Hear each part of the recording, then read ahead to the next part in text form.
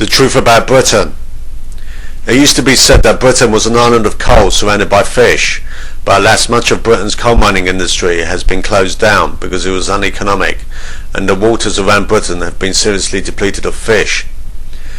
Britain is just a dull little island in the North Sea with a moribund and decrepit economy that has been in severe social and economic decline for decades, only to be punctuated by the wild and somewhat bizarre and freakish behaviour of its warped housing market. The British economy has been systematically destroyed through a series of highly destructive cycles of boom and bust, which has left Britain with a barely functioning economy that is just limping along and is almost entirely based around its housing market. Much of Britain's manufacturing base was destroyed in the recession of the early 1980s, and the rest of the economy was severely decimated and wiped out in the recession of the early 1990s, which was the worst recession since the Great Depression. Britain is run as a private little fiefdom by the city slickers who operate in the City of London and by various secret societies.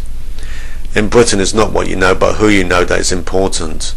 People get lucrative jobs through having the right connections and by nepotism. Jobs for the boys. Britain is run by a clique, a privileged elite, who operate in secret for their own benefit. Britain is the ultimate gangster state, run by an establishment of crooks and cronies and secret societies who pull the strings behind the scenes. The economy is run in the best interests of the rich city slickers that work in the City of London, to the detriment of ordinary people. Britain is a place where corruption and sleaze is rampant, and so be prepared to tolerate a little corruption in order to get things done.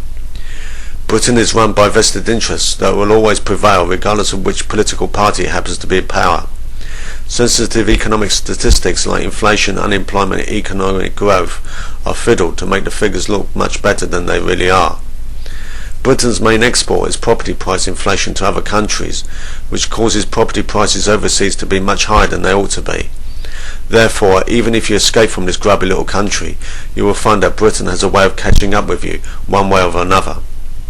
Britain has for a long time had problems with its low productivity, and one of the reasons for this is that the British are continually stabbing one another in the front, sides and back, conducting whispering campaigns, spreading rumours and playing office politics.